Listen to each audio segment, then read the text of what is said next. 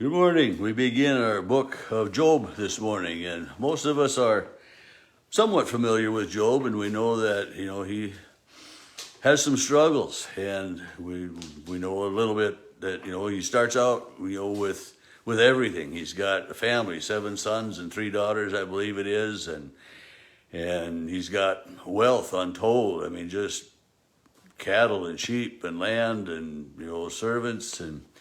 He's got it all, and this is one of the deals where so many people would relate all of the gifts and all of the treasures, everything they have, that as God's blessings, and we talk about that today. How much God has blessed us with different things, and also then we on the flip side we'll hear God won't give us more than we can handle. Well, God doesn't give us the challenges and different things. And in the book of Job, we see challenges that Job gets, but it's not God that gives them to him. It's Satan. Satan takes all this away, and Satan is doing the work. And it's, and I don't know, in so many ways, I look at the beginning, the first chapter of Job, and, God summons, his angels come, and Satan comes with. Satan is a fallen angel, and they're talking, and God says to Satan, see my servant Job, he's faithful. And I mean, why does God point Job out to Satan? I mean, Satan can see with his own eyes, but in the book of Job, it isn't an attempt to justify God's acts or God's allowing the world to happen. But it shows us the extreme faith of Job, and that even in the midst of losing everything and being terribly sick, I mean, that Job's faith in God remains firm. And his friends come and try to convince him to slam God, to denounce God. His wife says, give up on God. But Job, through all of it, is faithful. And so it's a test of faith. And there's... often at the graveside, at the burial of someone who has died, we will use Job's words, when I'm dead and gone, basically, then from my flesh I shall see my God. When I'm no longer living, then, it's the talk and the hope of the resurrection in Jesus Christ, that we see way back here in the first of the narrative storybooks of the Bible, that way. And so anyway, the chapter 1 starts, there was once a man in the land of Uz whose name was Job. He was blameless and upright, one who feared, trusted God, and turned away from evil. And so we have that wonderful introduction to Job, and then I've got an arrow in this Bible that goes down to into verse 8, where the Lord says to Satan, have you considered my servant Job? There is no one like him on earth, a blameless and upright man who fears and respects God and turns away from evil. And in the middle of that, it talks about Job being a great person, having great wealth. He talks about his concern for his sons and his family. I've got that written in the margin of my Bible here. And then verse 6, it's one day the heavenly beings, angels, came to God's presence, and Satan came with them. So, I mean, it's the heavenly beings, and then Satan came with. So Satan is not a heavenly being. Satan does not live in heaven with God. Satan is a fallen angel, kicked out of heaven that way, but he came that way. And so God describes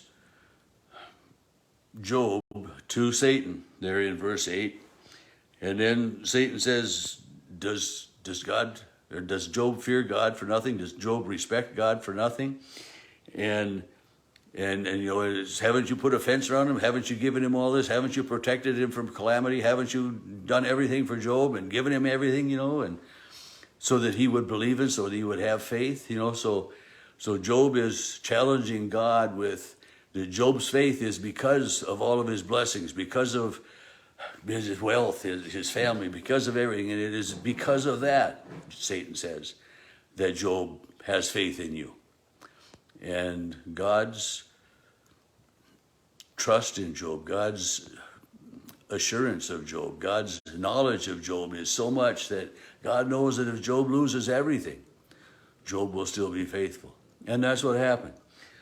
Satan, on one day, it's starting in verse 13, in one day, when Job's sons were eating and drinking in his brother's house, a messenger came to Job, and it was, calamity in this house, calamity in that house, calamity here and there, the sheep, the cattle, virtually Job loses everything in one day. He goes from being a billionaire to being a guy with 50 cents in his pocket.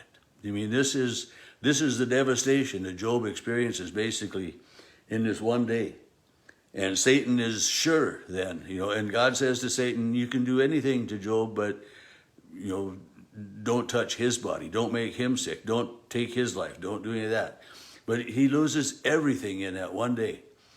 And Job gives thanks and praise to God, for what he's got left, just for God being, for his own life. Job is faithful that way.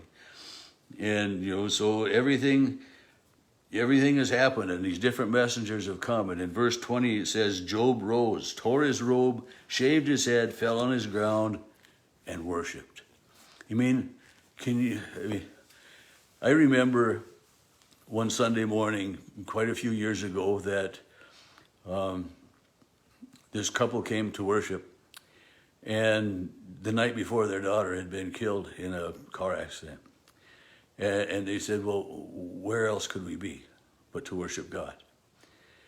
And this is faith. This is faith modeled on Job. It doesn't matter what happens in this life. It's not God's fault. It's not God's doing.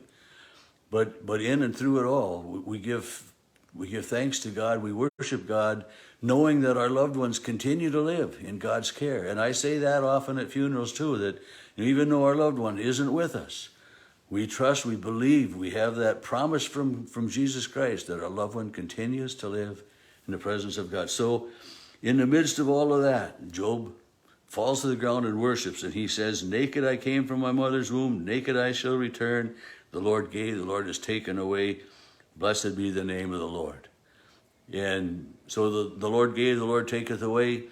I don't agree with that 100%. The Lord doesn't give us everything. The Lord doesn't take everything away from us. But in and through all things, God is with us. It's just like Romans 8, where it says, that in all things God works together for good. It doesn't mean that all things are good, but it means that no matter what happens in our lives, God is there. And God is with us, and the goodness of God is that He loves us and forgives us and blesses us each and every day. And the last verse of chapter 1, in all this, Job did not sin or charge God with any wrongdoing. He didn't blame God for it, he didn't lose his faith. He didn't struggle that way. Chapter 2 again starts with, on one day the heavenly beings came to present themselves before the Lord, and Satan again came with them, again, the heavenly beings and Satan.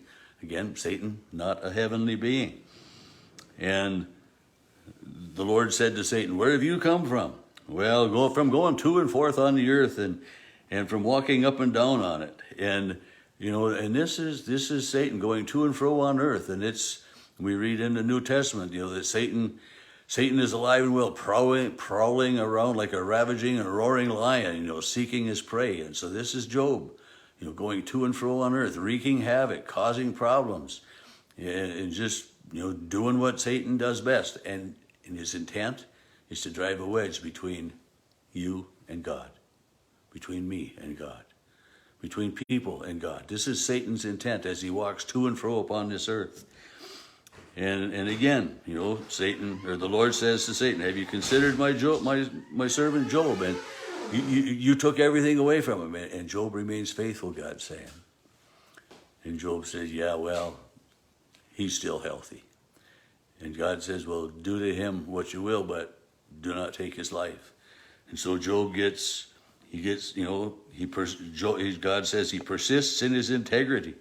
Although you incited me against him to destroy him for no reason. So God says that in the midst of all of this, Job persists in his integrity. And his integrity was his faith in God. And then, Satan curses him with loathsome sores from the sole of his foot to the crown of his heads. And he tried to scrape himself off. He sat in the ashes. He did everything he could because of we get a cut, we get a bruise, and it itches as it heals. Just imagine your whole body like that. This was Job. And here is when his wife in verse 9 says, do you still persist in your integrity, your faith in God? Curse God and die. And he says to her, listen, you speak as a foolish woman. Should we receive the good at the hand of God and not receive the bad? And it's, not the bad at the hand of God, but the bad things of life. And it says again, in all this, Job did not sin with his lips. And in verse 11, we get introduced to the majority of the rest of the book. Job's 3 friends. Now, when Job's 3 friends heard of these troubles, they came upon him. Each of them set out from his home, and they mentioned him. Eliphaz the Temanite, Bildad the Shuhite, and Zophar the Naamathite. And they met together to console Job. And, it says when they saw him from a distance, they didn't recognize him. This is how much he had been changed by the sickness, by the sores and everything that Satan had caused upon him. And verse 13 is a good example for us. It says, they sat with him on the ground 7 days and 7 nights and spoke not a word. Sometimes our presence, our being there, is the most important thing that we can do for someone else. Not to examine it, not to figure it out, and we learn as we read through this, we're going to learn more about that. But they came in their presence with Job to know that they had compassion for him. And that's what God asks of us, to have compassion upon those around us, because God has compassion on each of us.